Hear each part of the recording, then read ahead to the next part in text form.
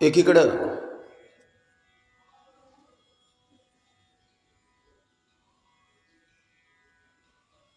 नश्वर असणारी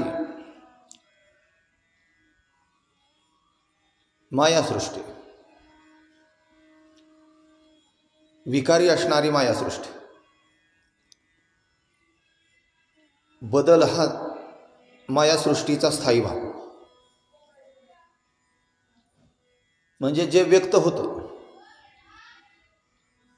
कालांतरानं नाश पावतं.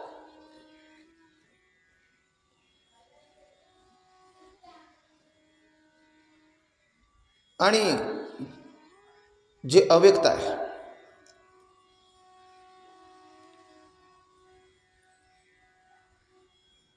निराकार आहे, म्हणून ते अविकारी आहे. ज्याला विकार होत नाही म्हणून अविकारी. हे अविकारी तत्व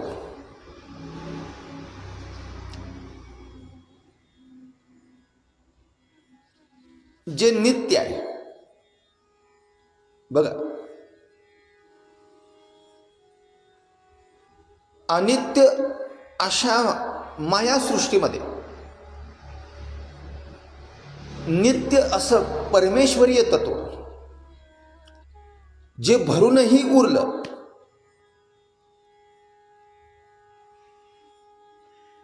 भरूनही उरलं असं का भासतं, असं का जाणवतं? कारण व्यक्त असणारी सृष्टी यामध्ये नाना प्रकारच्या आकृती आहेत. 84 लक्ष प्रकारच्या आकृती आहेत. ग्रह तारे, विविध लोक आहेत.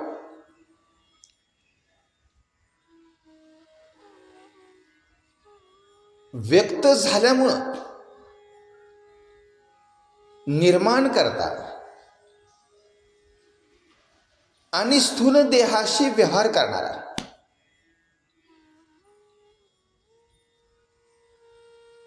याच्यामध्ये देहाचं आवरण असतं. हे आवरण उपजेते नाशे यानुसार नाहीसं होतच. इच्छा असो वा नसो, धारण केलेला देह किंवा प्राप्त झालेला देह पूर्वजन्माच्या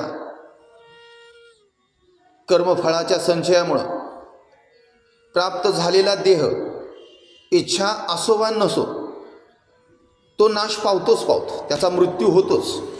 मृत्यू हा देहाचा होतो, कारण तो व्यक्त आहे. हा देह, ही सृष्टी जे दृश्य आहे, इंद्रियांना गोचर आहे, इंद्रियांना अगोचर असणारी परमेश्वरीय शक्ती, याच्याशी एकरूपता साधण्यासाठी अडथळा असते. एरवी हा देहभाव निघून गेला. बघा, देहभाव निघून गेल्यानंतर, देह किंवा देहाचा मृत्यू झाल्यानंतर इच्छा आणि आकांक्षा यानं जर याचं चित्त युक्त असेल तर पुन्हा नवीन आकृती प्राप्त होते. म्हणजे पुन्हा अडथळा. कशामध्ये? निर्माण करता आणि देह धारण करणारा जीव जो निर्माणकर्त्याचा अंश आहे, याच्यामध्ये तो देह अडथळा ठरतो. पण याच देहाचा उपयोग, आता देहाचा उपयोग म्हणजे ज्ञानेंद्रिय, कर्मेंद्रिय यांच्या आधारे गुणातीत, भावातीत, इंद्रियातीत अशा परमेश्वरीय तत्वाला जाणून त्याच्याशी एकरूपता किंवा अनुसंधान साधणं, हे जीवांचं अंतिम लक्ष्य, सर्वोच्च अशा सत्तेला, परमेश्वराला तत्वाने जाणणं आणि त्याच्याशी एकरूपता साधणं, हे आध्यात्मिक शिखर गाठण्यासाठी ज्या ज्ञानाची आवश्यकता असते ते ज्ञान सर्वश्रेष्ठ असल्याचं भगवंताने घोषित केलं आणि याच्या विपरीत असणारं ते अज्ञान. अज्ञान नाहीसं केलं की ज्ञान प्रकट होतं. म्हणजे प्रयत्न काय करायचे? नुसतं ज्ञान प्राप्त करणं का ज्ञान प्रकट होणं? परमेश्वराला प्राप्त करायचं. हा परमेश्वर सर्वांच्या हृदयदेशी आहे. विठ्ठल जळी स्थळी भरला, रीता ठाव नाही उरला. हा परमेश्वर याच्या हृदयात सुद्धा आहे, सर्वांच्या हृदयदेशी. हा हृदय देशामध्ये असणारा भगवंत जाणल्याशिवाय चराचरात विद्यमान असणारा परमेश्वर किंवा ईश्वराची विभाजित शक्ती. विभाजित का? विभाजन कशामुळे होतं? आकृत्यांमुळे. दृश्य अशा आकृत्यांमुळं हे विभाजन जाणवतं. एरवी निर्माणकर्त्याचा अंश आणि निर्माणकर्ता एकच तत्व आहे. एको अहम बहुश्याम. या इच्छापूर्तीसाठी या सृष्टीचं निर्माण, दृश्य अशा सृष्टीचं निर्माण. पण या दृश्य सृष्टीमध्ये आत्मसाक्षात्कार ज्याला झाला त्याला निर्माणकर्त्याशी अनुसंधान साधणं शक्य असल्याचं भगवंत सांगतात, संत सांगतात. मार्ग कोणताही असो, कर्ममार्ग असो, ज्ञानमार्ग, भक्तिमार्ग, कर्मसन्यास असो, योग्यता, क्षमता, पात्रता, उपलब्ध साधनं आणि विवेक यानं भगवंतांशी अनुसंधान साधणं हे जो कर्तव्य म्हणून करतो, आवडीनं करतो. बघा, आवडीनं कर्म करणं आणि करावं लागतं म्हणून कर्म. अगदी अध्यात्मामध्ये सुद्धा त्रिविध तापाच्या फटक्यातून मुक्त होण्यासाठी भगवंतांना प्राप्त करावयाचं आहे. त्रिविध तापाचे फटके बसतायत म्हणून भगवंतांची प्राप्ती करणं आणि आवडीनं भगवंतांची प्राप्ती करणं फरक आहे. देहबंधनातून मुक्त झाला की त्रिविध तापाचे फटके याला प्रभावित करू शकत नाहीत.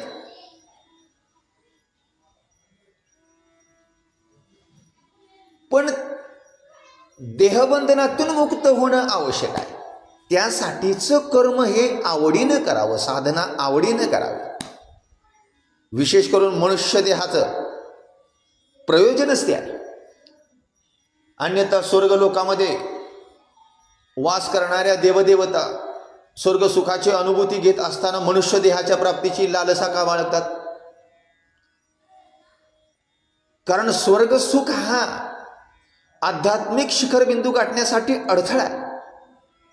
पण स्वर्गसुखामध्ये रत असलेल्या देवदेवतांना पूर्वजन्मातील कर्मफळ किंवा कर्मसंचय संपेपर्यंत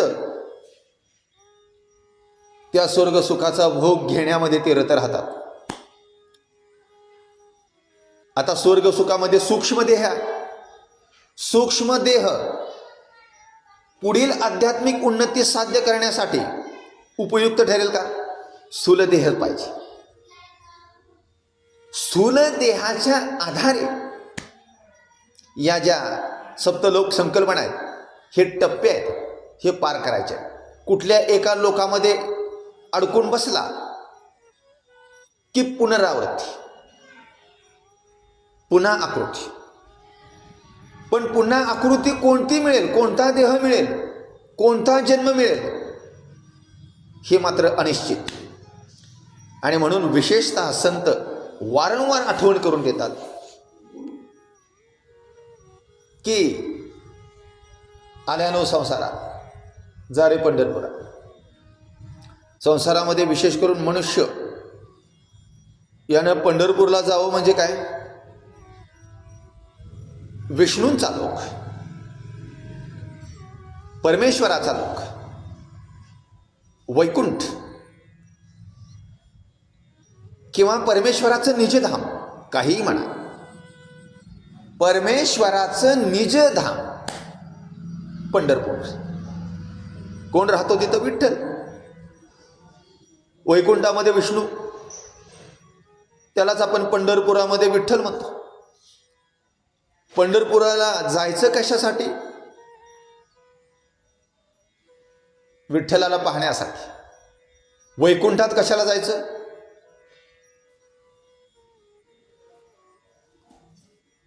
सर्वोच्च अशा विष्णू तत्वाला जाणून वैकुंठामधील हा वैकुंठाचा जो अधिपती आहे त्याच्या धामामध्ये पोहोचायचं.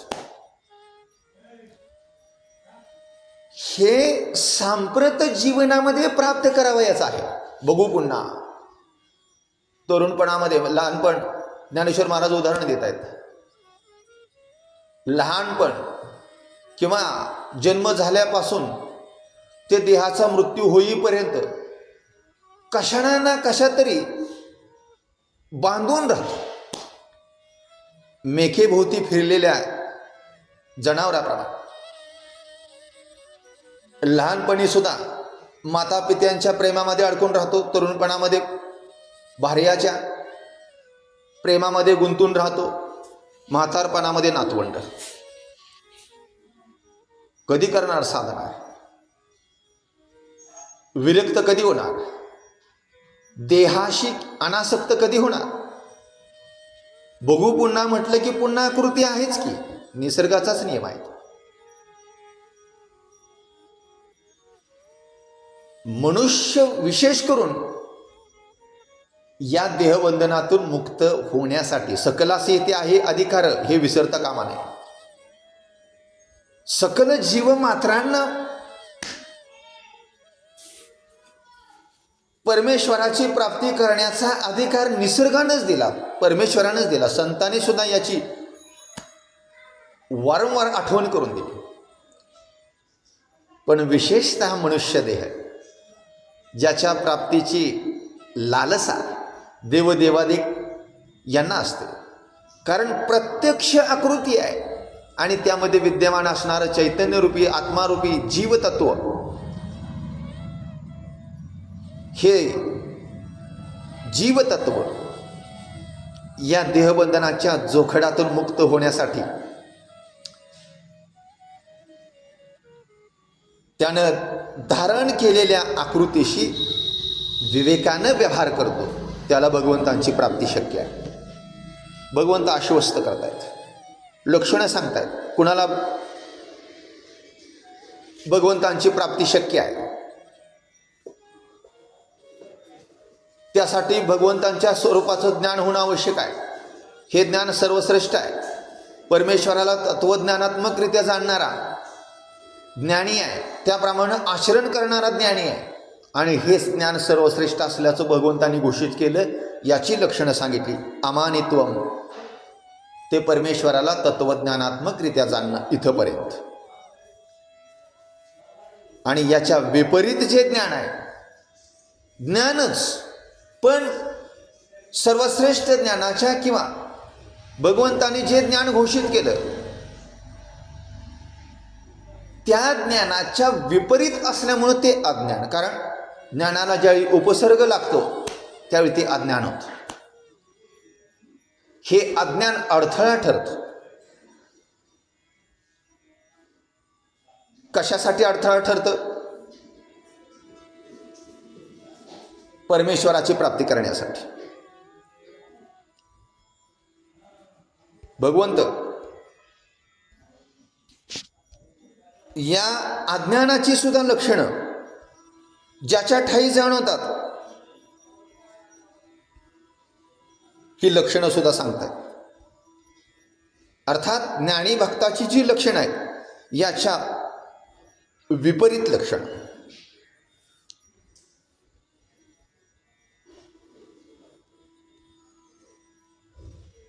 ज्ञानेश्वर महाराज वर्णन करतात.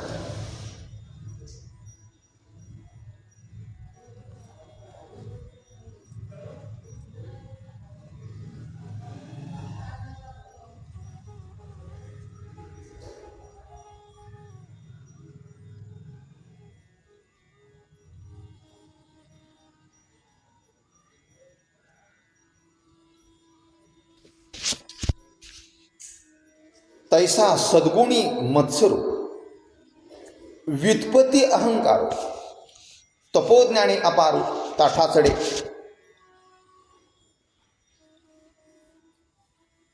कसा असतो हा अज्ञानी? तैसा सद्गुणी मत्सर करतो, असूया बाळगतो. कोणाविषयी? जो सद्गुणी आहे, सदाचारी आहे, त्याचा मत्सर करतो. स्वतःच्या कडं असणारं जे ज्ञान आहे,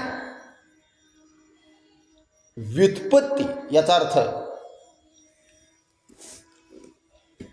मूळचं जे ज्ञान आहे, या ज्ञानामध्ये होत आलेले बदल जे आहेत याचा अभ्यास असणं. उत्पत्ती आणि व्युत्पत्ती. उत्पत्ती म्हणजे निर्मिती स्थान आणि व्युत्पत्ती म्हणजे निर्माण झालेलं कशा प्रकारे बदलत गेलं या संबंधीचं ज्ञान असणं. थोडक्यात व्युत्पत्ती म्हणजे ज्ञान असणार. पण या ज्ञानाचा सुद्धा त्याला ताठा असतो, अहंकार असतो. मी ज्ञानी आहे, 4 वेद माझ्या पाठ आहेत, अहंकार चढतो. तपोज्ञानाचा सुद्धा याला अहंकार होतो. बघा, अहंकार कशाचा? संसारामध्ये धनसंपत्तीचा, अध्यात्मामध्ये ज्ञानाचा. संसारामध्ये मी सदाचारी आहे, सद्गुणी आहे.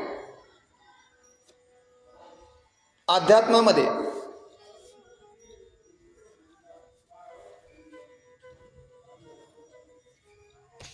काय म्हणतो हा? मी विद्वान आहे, मी वेद जाणतो, मी अमुक वर्ष तप केलं, एका पायावरती उभं राहून तप केलं.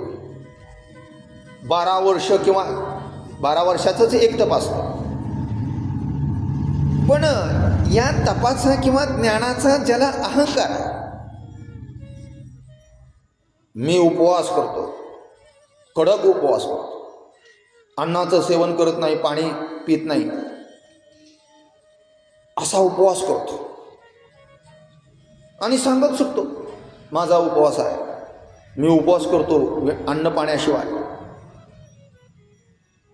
तपश्चर्या करतो, साधना करतो आणि सगळ्यांना सांगतो काय, मी तपश्चर्या केली, मी साधना केली, तासनतास ध्यान लावून बसतो.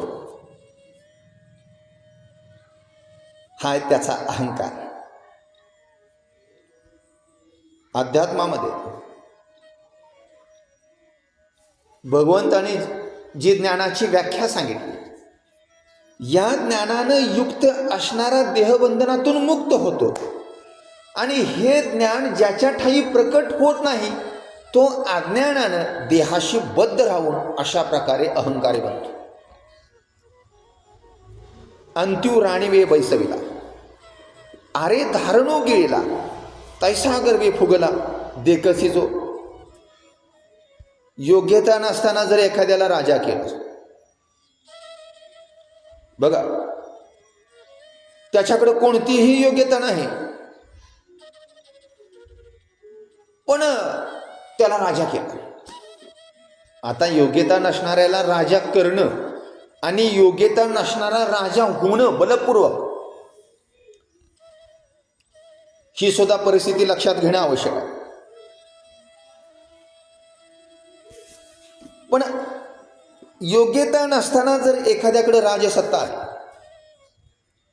कसलं राज्य करतोय? राज्य करण्यासाठी सुद्धा योग्यता आवश्यक आहे, क्षमता आवश्यक आहे. त्यासाठी सुरुवातीला जितेंद्रिय व्हावं लागतं. अगोदर आपल्या इंद्रियांना विजयी करावं लागतं आणि मग क्षमता वाढवून अधिकारांची व्याप्ती वाढवता येते. हाच इंद्रियांच्या प्रभावात आहे, हा गोदास आहे. दुसऱ्यावरती कसं राज्य करणार? बघा, राज्य करण्यासाठी ज्या योग्यता लागतात त्यातली पहिली योग्यता म्हणजे तो जितेंद्रिय असावा. इंद्रियांवरती विजय मिळवलेला गोस्वामी तो प्रजेचं रक्षण करण्यासाठी पात्र असतो.